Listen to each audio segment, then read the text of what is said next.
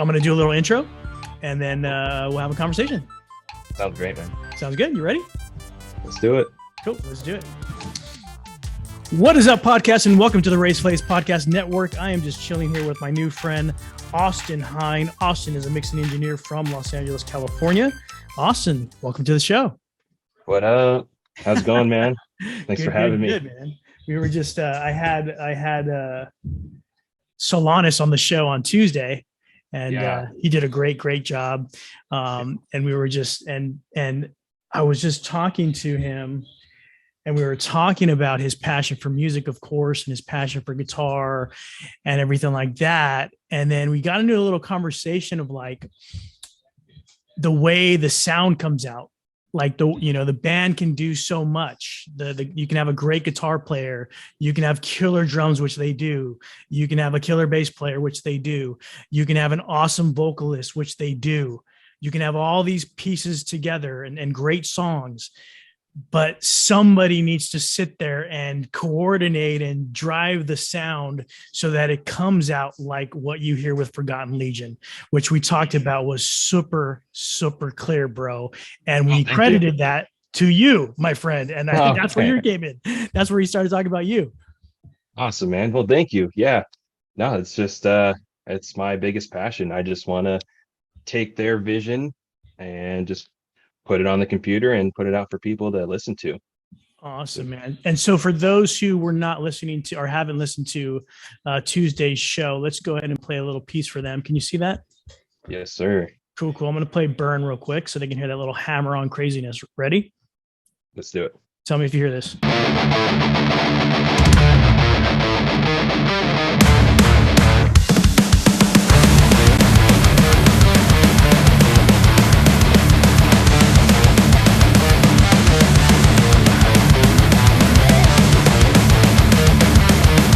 I mean, it's just pumping hard, bro. How infectious is that riff, though? Dude, that you can't help it just. Yeah, immediately. But you hear in the way the drums came in, like pump, like solid, and with this and this solid sound, like you could tell. It's kind of like the stuff that when Led Zeppelin used to like sit in a hallway and put their drums in a certain place, you could tell that wherever you guys recorded this, the room must have had a nice quality, a resonance to it, to where the drums really sounded good in that room. Is that the case? Actually, I didn't record the drums. Who we got next on the show? Right. I think his name is James. Name? I think his name is James. James? You'll have James. I think. You'll have to hit them up. They'll be like, "Oh, that's my boy at over here." But they actually recorded that at MI, and I know, yeah, at the music institute. Yeah, exactly. Talking about that a little bit. That's awesome. Yeah, they recorded 2 songs with him on drums, and then so I know that they took a long time meticulously placing the drums, tuning them, miking them. He did a fantastic job on the drums. They were incredibly easy to mix, to be quite honest. Oh, that's awesome. So your part is like taking the raw mix, is that what it is, and then just mixing it correctly? Like musicians, right? Just musicians, but they're musicians, and they want the sound to sound like, for me, like what makes the question would be like, what makes a great mix? And to me, it's like clarity, number one. The levels are all correct. The drums aren't all blasting. They're not so super loud. You can hear the vocals. There was these bands back in the day when I was playing the guitar, like the dude wanted to be like Jimi Hendrix. So he would lay the rhythm guitar down. And then on top of that, he would lay his solos over the whole thing melodically. And all you heard was the freaking guitar, like, annoyingly over the whole song, like 17-minute genre songs, like trying to be like the 60s or something like that. That just annoyed me, where your mixes are just even, the levels are even, everything's clear. Is that kind of where your head's at? Right on. Thanks, man. Yeah. So I did record the guitars and bass, and since those are the real big melody drivers, you definitely have to be not careful, but wise with your tone decisions, where everything sits. And then, so pretty much when I get to mixing, I just want a big, like, slamming drum kit, like especially with metal, with some ambience behind it. And then I just fit the guitar and bass kind of together in the frequency range like this. So it's just kind of like a weave. That's Oh, how I like to nice. think of it. And then I leave a little spot for the vocals to sit wherever the vocalist naturally not resonates, but kind of has the most clarity in his consonants and the frequency range. You And are then you'll talking get that mumbo jumbo that yeah, Solange yeah. told me that you Just guys had your own language, and there it immediately is. That's it yeah, right there. yeah, So you ask you can of worms. so back in let's open this can of worms right All wide right, open, let's do it. because back in my day we had a 4-track machine that you literally just turned on, and then you moved the levels back and forth, and there Sure. was no hertz, and maybe there was, I just didn't look at it correctly.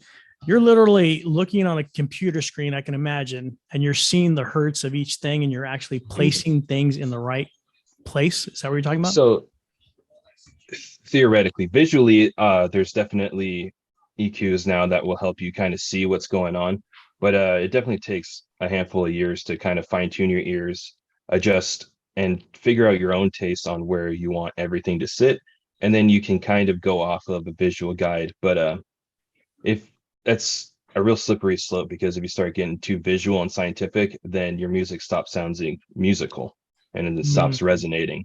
So I like to definitely use my ears first, and I've been doing it long enough to where I kind of know where I want everything to sit, and then I'll check on a graph if I'm like way too bright or way too much bass or something like that. It definitely helps kind of keep you in check. Wow. Talk about, just so we don't get too far out, the Sure. very basics of explain hertz to the people, to the audience, just that concept. Oh, Ken. hurts. You know, I know there it's like cycles, and I think I'm not an electrical engineer. I think it's like cycles of electricity or something, but essentially there's a frequency range of 0 to, I don't know, hundreds of Ks probably, but we can only hear up to about 20 or 25 K, and it definitely dips down as you age or expose your hearing to Once you loud get my music. age, you lose pretty much half of that. Yes. And Yeah, if yeah, you play exactly. music all your life like me, you lose a Yeah. ton. You lose a Yeah, lot. yeah. And the tinnitus and just covers up everything else. Yeah, yeah. So there's a range of sound that the human Mhm. ear can hear, and it wavers as you age, um, and so this is great that you're talking about this, because that's exactly what we talked about with Solanas. It's what I've talked about with Ashby when he was on the show. There are certain frequencies that are common and I would say normal to the human ear Mhm. that sound good. So Mhm. if you if and for musicians, when you're playing an instrument, a guitar, a cello, a trumpet, we generally jam in the same key or whatnot, and we know that certain things, and if you can kind of stay in the same key and everybody's on the same page, it's going to sound good to the human ear. Now when it gets to the studio on your end, now it's like, okay, all the stuff's in key, but in order to get that crispness, right, It's gonna be it, balanced. it's got to be balanced. That's the word. Exactly. Yeah. Exactly. So that's what we're talking about here. How did you start, Austin, getting into mixing? Were you a musician first, or Yeah. how was that? How does that journey start? No, yeah, I was definitely a musician first. I grew up going and seeing my uncle play shows at small punk clubs at like 5 or 6 years old, and I was like, I want to be a musician. Your uncle Fast was forward. in a punk rock band. Yeah, yeah, yeah. What years was this, you think? Oh, probably. I don't know when he started. Probably mid '90s. Oh wow, He played his whole life, but when I was going, it was early 2000s. that's crazy. What were some of the bands called that he was in? TUK and Mouse Misfortune were his main two, Oh, that's but cool. yeah, they had a bit of a following down here in down in Orange County. Um, I don't know too much about it aside from I still have all that music, so I like No, listening it's to just that. awesome. But I love to talk about it because that's what that when I was in, so 92, 93, 94, I was in a punk rock band called the Suspects, and we were oh, all sick. over LA and Hong Kong Cafe and all the Hollywood and stuff like that. So I like to see Oh, right on. if I hear any bands that we used to play with and stuff like that. That's cool, man. So That would have been cool. Yeah. so But you're yeah, super young so and you're hearing that? yeah, and I'm hearing that, and I'm like, that's what I like. I like punk rock. I like guitars. So Hell fast yeah. forward, I was playing, and then I eventually found myself into live sound and just kind of learning the ropes of like miking the stage and just kind of sound teching. I wasn't really mixing yet, and then it got to the point where I was playing in a band. We had 6, 7, 8 songs, and we're like, I want to record. So then I downloaded a free DAW and started recording, and then it's just been downhill ever since. It That's just crazy. it's once I started doing it and it started to sound okay, I was like, I love this, and I mix every single day of my life. That's awesome. And it's cool because I mean, there's a time where recording was, if we can look back in the history where it was like a reel to reel. It was like, and then it was track machines. Like, when I was doing it, it was track machines. And then it started getting into, like, I don't know if you remember, if they still have this, it was called like Sonar. This thing we used to use to record on the computer. So by the time it hit you, it was really going, it was like you could just press a button and do all Yeah, these amazing things, because we had a 4-track, maybe 8, but on a computer you're pretty much unlimited, as much as your memory unlimited. can hold, right? Yeah, yeah, and I'm so ADHD, and I just think about it everything so much that I'm so guilty of adding so many layers that it's something I really had to learn, was to strip back and only use layers when important. Not to say that we don't build a cool production, but definitely use the layers tastefully rather than just because you can. Yeah, that's exactly, that's what I was talking about. That guy, he was just like using multiple layers, and you heard, yeah, A guitar player mix, basically. I'm yeah, very I could. guilty of that too. There, Just all I want to hear is guitar. did you, is that what you played back in the day? You were a guitar player? Yeah, yeah, I was a guitar player, and so all my early mixes were just like you can hear the kick and snare, and there's just guitar, and then like what are the vocals saying? I don't know. So yeah. Yeah, I was telling Solanas how many times I was in the recording studio playing congas, and then you spend like 12 hours there, and then when you go to listen to the final cut, it's you like, Just what? done. There's no congas in here. There's just guitars. Ah, It's like, what the heck? yeah.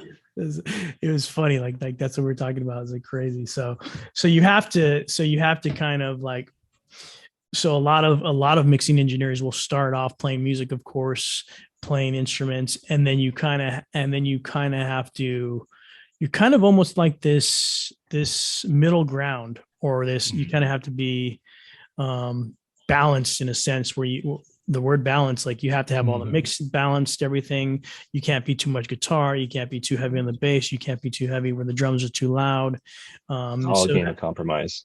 it all compromise. Yeah, exactly. How does that feel when you're in the studio with different bands? Or do you only work with mostly metal bands, or do you work with different genres?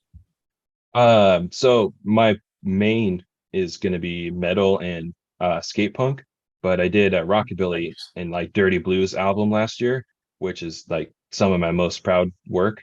Oh, And cool. I'd love to get and do more, but it's such a niche genre that uh, you know, finding that clientele is probably a little difficult. But Which one you liked? Is it the rockabilly that you liked, or was it yeah, the skate? yeah. Yeah. Well, all of it, all of it. I mean, I grew up on skate punk. I love that.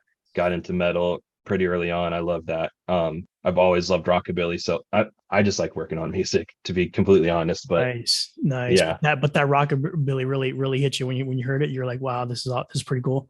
yeah, yeah. And mixing it, he said he was real inspired by like the Johnny Cash jail kind of story type, that Yeah. kind of era for one of the songs. And I added in like jail samples of people yelling and like guards walking down, and it just like really cool kind of build Like like doors clanging and stuff like that.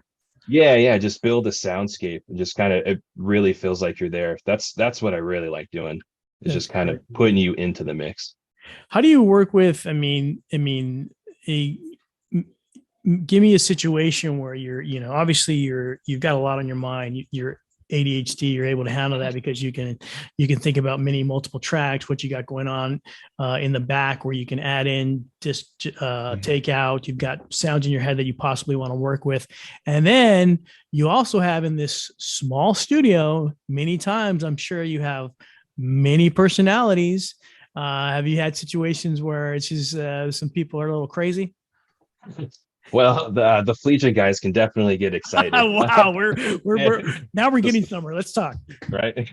But no, nothing too crazy. We're just here. That's it. Being in the studio is meant to have fun. You're supposed to work, obviously. You're into work, but it's also supposed to have fun. You got to keep the atmosphere up and happy. Everyone's got to be joking and stoked on what's coming out of the speakers, and just stoked what's going on in the studio. So, uh, yeah, just kind of corralling them so like they're not too loud to where I can't hear what's being recorded. But otherwise, I'm cool with it. Let's hang out. Oh, that's cool. So it doesn't get too bad. Yeah. It's not like having the Rolling Stones in the studio or anything like that, right? No, no, definitely not. That's cool. So at a young age, you're listening to punk rock. You're learning to do sound on the stage. You get into mixing. How do you, but I mean, to get as good, I would say, as you are, do you go to school, or did you learn all on your own? How did you figure it out to be like that much of what I would call an expert in this subject matter? Oh, thank you. Yeah, it started out self-taught DIY. And I would ask my sound boss, questions, and like why do my cymbals sound this way? And he would give me tips.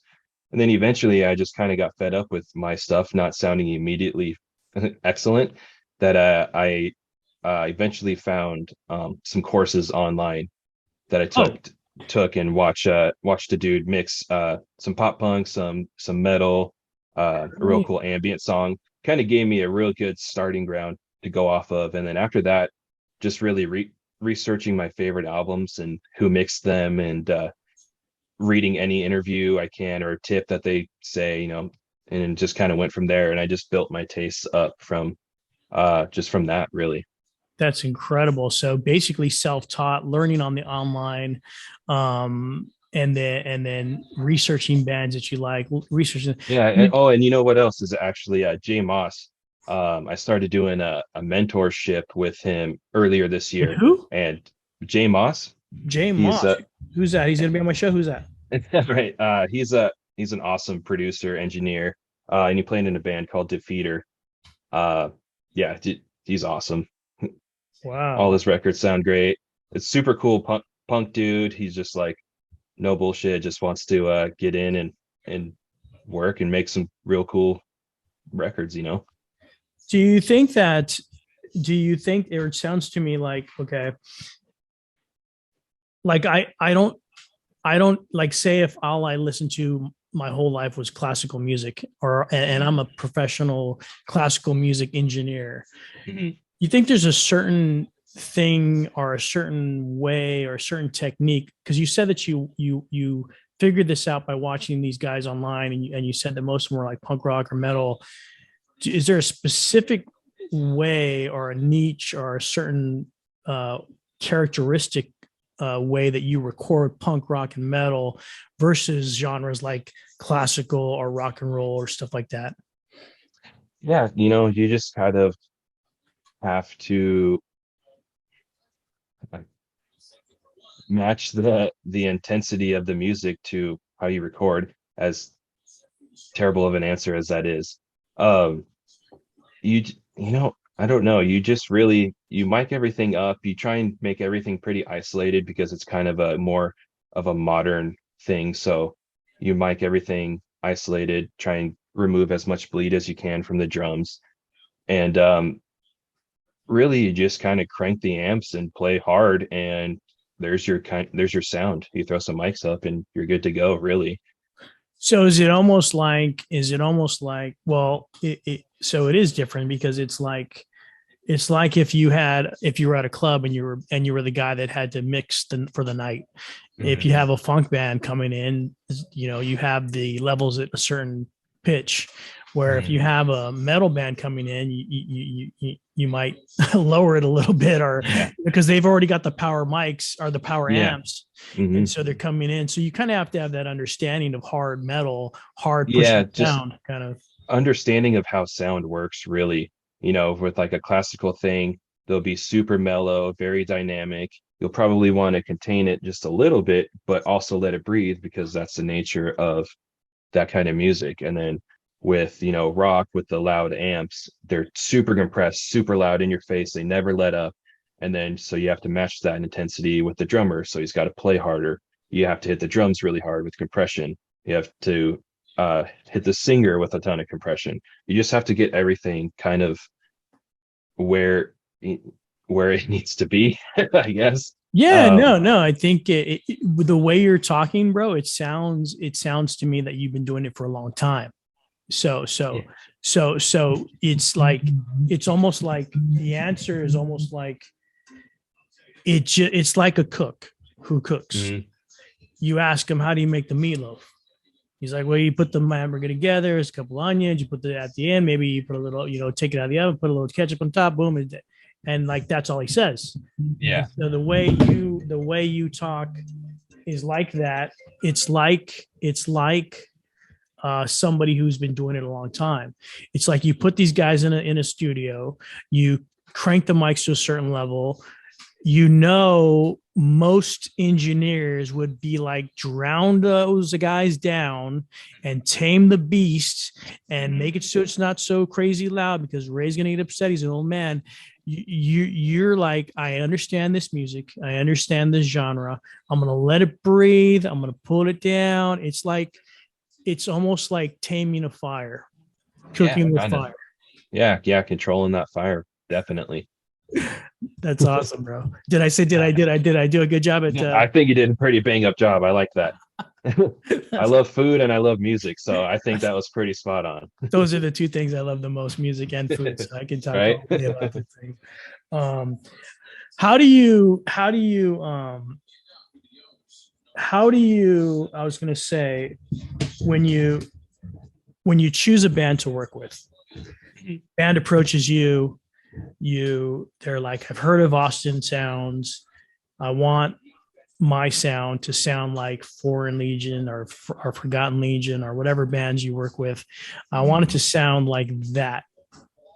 Do you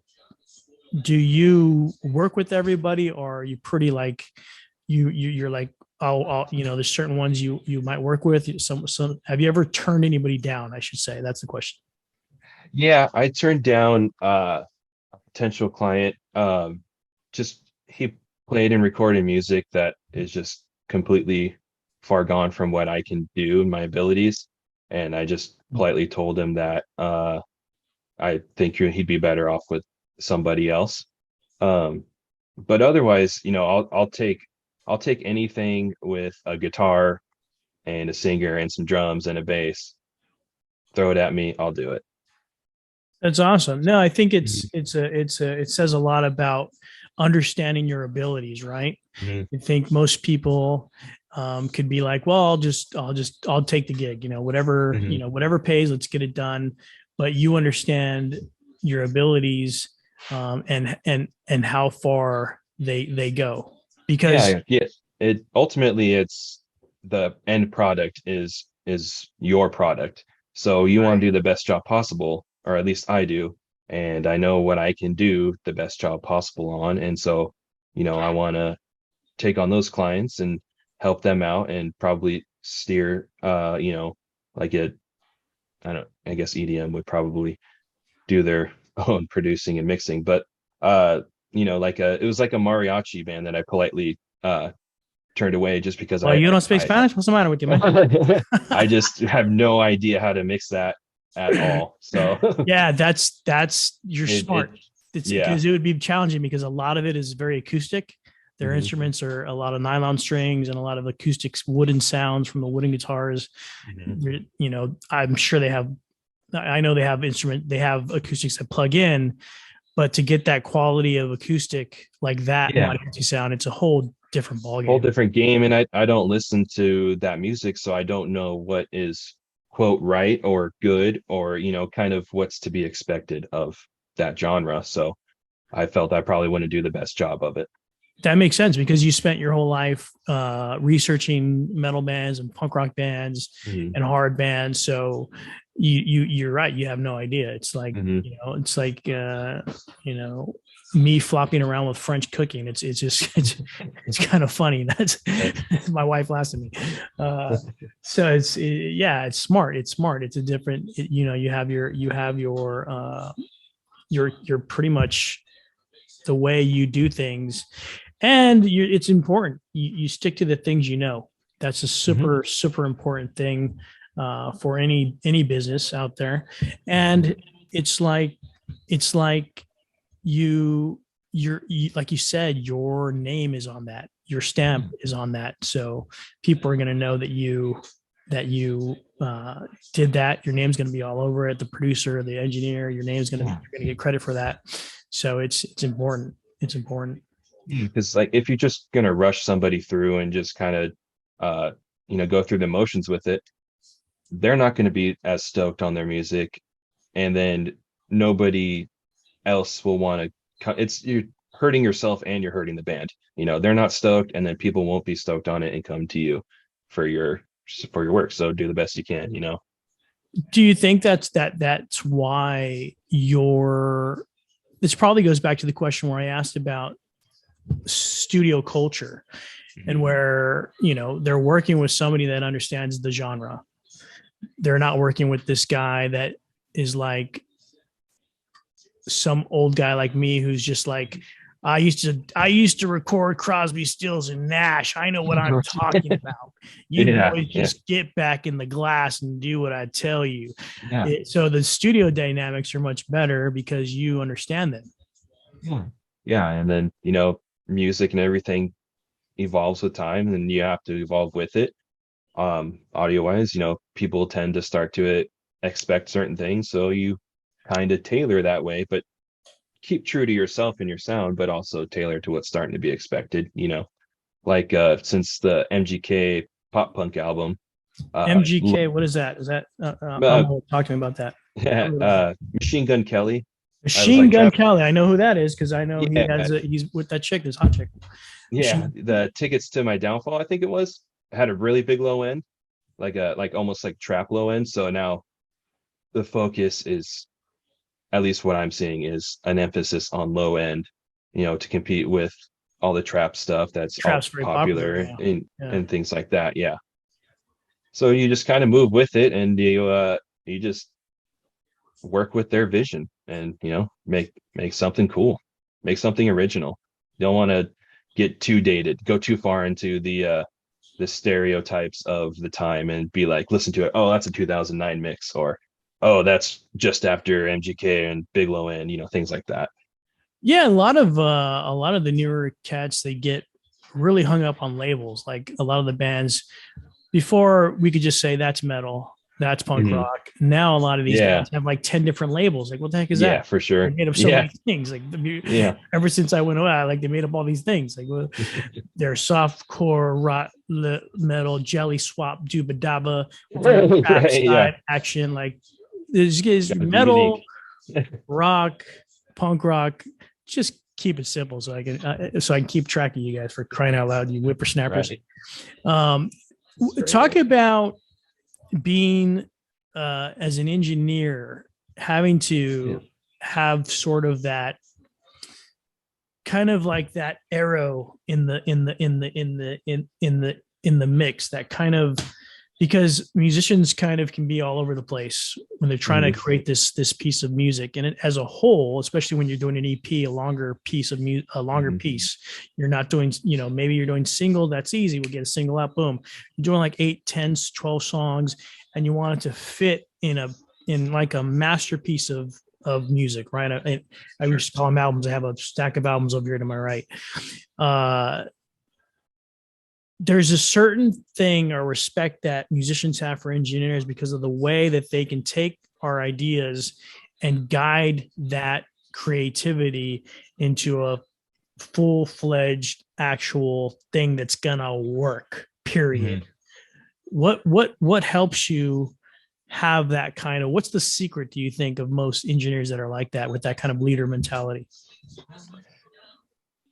With the leader mentality, time and experience, I suppose, knowing what you like, knowing how sound works, and just, accomplishing what they want. A real big thing would be pre-production, so you know what you're recording, and you can start to plan for layers and different sounds where you want each thing to kind of sit, and you just give suggestions. What does that entail? A pre-production? Is that Pre- entail like you going to their garage and listening to them jam, or does it entail them bringing tracks to you? Bringing tracks to me or recording scratch tracks, scratch guitar, scratch bass, and seeing where where everything's laid out, and you can, if maybe something's lacking on one side, double it over here. I'm getting into the layers now, the technical stuff, but No, yeah, it's good. It's good because yeah, just basically you want the songs mapped out before you record. That way, you know what you're recording. You can focus then on takes and the performance and tuning and all your size and frequencies. Everything's already laid out, and you just can focus on the important part, which is capturing a performance. nice. So tips for the bands out there, they need to come to you with the songs already written. You can't sit there like for 8 hours waiting for them to write one song, right? Uh, Definitely would be better to have it written before, but with the pre-production, I guess, that could also be a writing stage, which it very much is at the same time. You might have a song done up that you think is written perfect, and you go through recording the pre-production and you're like, well, what if we doubled the chorus here, or what if we moved this riff here? And then you can do your cut and paste and build your song up on the computer, and like, okay, sweet, this is my song. Now I can practice it and learn it and then record it. Yeah, yeah. So you definitely, of course, you're gonna have time for move things around, Mhm. but they should have some sort of idea before they come to you, right? Yeah, the best quality will definitely have stuff that's already written and compelling to you to then. And it's gonna cost them less because you're paying for studio time, you're paying Yeah, for all that. absolutely. Yeah, So paying the engineers and everything like that. So come in prepared, yeah, it adds man. up very quick. Yeah, it's probably expensive. When I used to go into the studio, just a rehearsal studio, used to be like 8, $10 an hour. And now it's what, like $15, $18, something like that. Yeah, like 25 where I'm at. Yeah, Well, yeah, with the yeah. professional studio like yours, of course, way more. Oh, Yeah, I'm just talking the rehearsal studio where I just the used to yeah. I'm rehearse with talking the them. junkie rehearsal studio. So they're now Yeah, 25. yeah, yeah. It's not quite junky, but it's definitely nothing amazing. But nice room for, yeah, 25 bucks an hour. So Wow, that's yeah, crazy. Things have gone up, not yeah, just gas. yeah. No, yeah, for sure. That's Man, I drive a diesel Volkswagen car, so You my drive gas a prices it diesel just Volkswagen. What gone year is from that? 2015. 20. And back when I bought it, I could fill up my tank on 20 bucks and drive 500 miles. Now filling up my tanks like 60, 70, and I don't get nearly as much as that Oh anymore. yeah, But it's that's a whole nother thing. it's ridiculous. I don't know how Yeah. people are surviving these days. I don't know how it's nuts. It's nuts. Man, that's crazy. What It's rough, other? but you make do, and that's what music's for. Yeah, you're right. I think we're gonna have to start listening to some music to calm ourselves down. It's gonna be a crazy couple of years coming up here. Just nuts. Things are getting expensive. Gas is getting expensive. Life is getting expensive. Period. It's been getting pretty nuts. I'm hoping that some of these bands that you were able to record, you know, how was it like what was it like in 2020, 2021, going into 2022? COVID was happening. Were you getting more work or less work? Probably more, right? Again, as is in 2021, I got some good work going. It's been pretty quiet this year, but that's because I've been kind of building up some gear and recording some of my old music and just kind of doing more behind the scenes kind of thing. But now that it's June, I'm pretty ready to get after it now. I got my signal chain dialed, for exactly what I want for recording all the instruments and everything. And you know, it's time to start making music this year. So Yeah, because like I think people were stuck in they were stuck. They couldn't play out, so they would. yeah, Hopefully, this a lot of them sat down and recorded, like yeah, Forgotten Legion did. And that's what they probably spend a lot of their time doing, I would figure, because of the just the downtime. Yeah, definitely a ton of writing for sure. And then you said you recorded you're starting to record some of your own stuff. Yeah. I like back to how I got into this, I wanted to record my skate punk band's music from Yeah, skate punk. 2016, 17, something like that. You wanted to That's bring when it back, huh? yeah. And now Get it on what is it? wax. 7 years later, I'm now getting the exact sounds I want. So now I can record after the music's 7 years old, but that's okay. Do you feel better though, because at that time your skills were probably one thing and now your recording skills are that much better, right? Yeah. I'm stoked on it, and it'll definitely, once it's done, it'll, I think, lift a block from my head for writing now, because I've just been so hyper focused on getting good at this so I can record that. Yeah. Just so what was it like? You had to call the guys back and say, "Hey, we're getting the band back together, jump in the van," or how did it work Yeah, out? it just kind of happened organically. We had started a group chat again and just chatting, and then probably, I think 21. I don't think it was 2020. Definitely not. Yeah, 2021. We're like, yeah, let's start doing it, and it's been kind of a slower rollout. But yeah, we're definitely recording now. So Dang, that's freaking awesome. Can't wait to hear that. What other projects are you working on right now? just that, and I got Flegion lined up for some stuff, and Oh yeah, they got the new song coming out. They told me about. They announced it on my show. yeah, Actually, Kintsugi. Yeah, Sugi yeah, said, yeah, the that song Kintsugi. that song is sweet. So that'll There's be a fun. female vocalist on that song. So two Yeah, she vocalists. rips. Yeah. The Oh, whole band does, but yeah, she rips. The vocal layers are super cool. So oh man, I stoked can't on wait. this. Yeah. Because I mean, like I said, the sound is clear, everything is even, equal. You can hear what the dude's saying. You know, what I mean, Yeah. he's a I've great been vocalist. told this one coming up is my best mix to date. So Oh really? Oh, here we go. hopefully other people agree too. So Nice. pretty I can't exciting. wait. Yeah. This Yeah. will be on. Will it be on Spotify like the other album? Yeah, presumably, yeah. Cool. Yeah, I don't see why it wouldn't be. Awesome. And so what is it? One, two tracks? How many they got coming out? They just got this one Kinsuki, and then they're slotted to come by, but I don't know if I should divulge any more information than that I got it about just my enough. band. That was good enough right there for me. Thank you so much. Yeah. That's what we do on the Race Play Podcast Network. We got the Kintsugi song coming out. We know that from Solanas. We've got a possible another song from Forgotten Legion in the works with my man Austin. Brother, thank you so much for coming on the show. Thanks for having me, man. Yeah, this was a blast. Anything you want to promote? Anything you want to promote your website, promote your Yeah. Instagram, everything. Go to austinhineaudio.com. It's got links to my social media, which is pretty much just Instagram _Austin Hein. Yeah, hit me up. Let's chat music, maybe make some music. It's pretty much it. That's awesome. _Austin Hein. If you want to find him on Instagram, hit him up in the DM. He'll chat with you just like he did with me. Thank you so much again, my friend, for coming on the show. Had a great time talking to you. If we have any other questions about engineering, we're going to call you back, right? Oh, absolutely. Have me back on. I'll talk anyone's ear off about engineering. Awesome, man. Love it. I hope everybody enjoyed this show. I hope you got a little bit taste of what it's like to be a mixing engineer from a guy that does it every single day, especially on the metal side of things. Love metal, love punk rock. Keep it real out there. Thanks, you guys, for listening. If you feel the need, if you feel the love, don't forget to support the channel. You can support us for a little less than $1 an hour. Just click on that support in the description, and we'd love to have you support the channel. It'll just help the channel get better and better and better. It's all for you. Thank you so much, and have a great one. We'll see you soon.